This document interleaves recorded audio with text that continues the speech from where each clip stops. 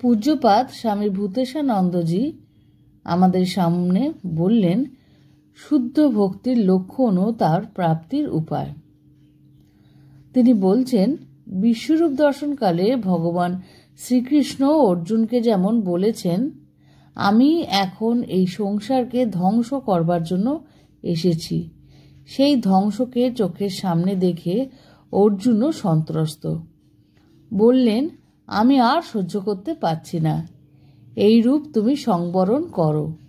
যার বীর হৃদয় তিনি কেবল ভগবানের পথে চলতে পারে। আমাদের পদে পদে প্রার্থনা, হে প্রভু, আমাকে আমার আত্মযোগে রক্ষা করো। সংসারে সবাই যেমন সুখ স্বাচ্ছন্দ্যে থাকে। দিনের পর দিন জাগতিক প্রার্থনার পরম্পরা, এর মধ্যে ভগবানকে কতক্ষণ চাইছি, সর্বদা যা নিয়ে মত্ত হয়ে আছি সেই সবই তো চাইছি তার কাছে। এই মূলধন সম্পদ নিয়ে আমরা ভগবানকে কি করে চাইব? যিনি অমূল্য, তাকে পাওয়ার জন্য মূল্য দিতে আমরা কি প্রস্তুত আছি? সব শেষে বলি, ভয়ের কিছু নেই। ভগবান সকলের জন্যই পথ করেছেন। আমাদের মতো যারা মন্দ বৈরাগ্যবান, যারা বীর হৃদয় নয়, যারা আর্ত হয়ে হে প্রভু রক্ষা করো বলে তার শরণাপন্ন হয়, তাদেরও তিনি রক্ষাকর্তা। তেষামহং সমুদর্তাং মৃত্যু সংসার সাগরত। গীতায় বলেছে, আমি তাদের সংসার সমুদ্র থেকে উদ্ধার করি বলে ভগবান অভয় দিয়েছেন। কাজেই আমাদের আশা আছে, ভরসা আছে।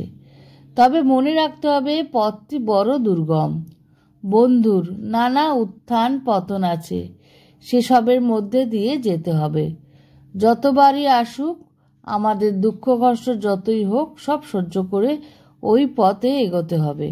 তার জন্য মনকে যদি এখন থেকে প্রস্তুত করে রাখি, তাহলে তার দিকে যেতে পারবো। উপসংহারে আর একটি কথা বলছি, ভগবানকে যে যত ভালোবাসবে তার স্বার্থ বুদ্ধি তত কমবে। আর ভগবান সর্বজীবের ভিতর আছেন জেনে সর্বত্র তাকে দর্শন করে সকলের সেবা করবে। যো মাং পশ্যতি সর্বত পর্বে চ ময়ি পশ্যতি, তস্যাহং ন প্রণশ্যামি সা চ মেন প্রণশ্যতি। অর্থাৎ, যিনি আমাকে সর্বত্র দেখেন এবং আমাতে সমস্ত বিশ্বাসকে দেখেন, আমি সেই একাত্মাদর্শীর কাছে কখনো বিনষ্ট হই না, তিনিও আমার কাছে কখনো বিনষ্ট হন না। মহারাজ জি এই ছোট্ট কথার মধ্যে দিয়ে কত সুন্দরভাবে এত কঠিন কথাটিকে আমাদের সামনে তুলে ধরলেন। আজকের এই ছোট্ট ভিডিওটি নিশ্চয়ই ভালো লেগেছে। ভালো লাগলে লাইক, শেয়ার, সাবস্ক্রাইব করো, সঙ্গে থেকো। শ্রী শ্রী ঠাকুর, মা, স্বামীজি, আমার গুরু মহারাজ এবং অন্যান্য মহারাজদের শ্রীচরণে শত কোটি প্রণাম নিবেদন করে আজকে ভিডিওটি শেষ করলাম।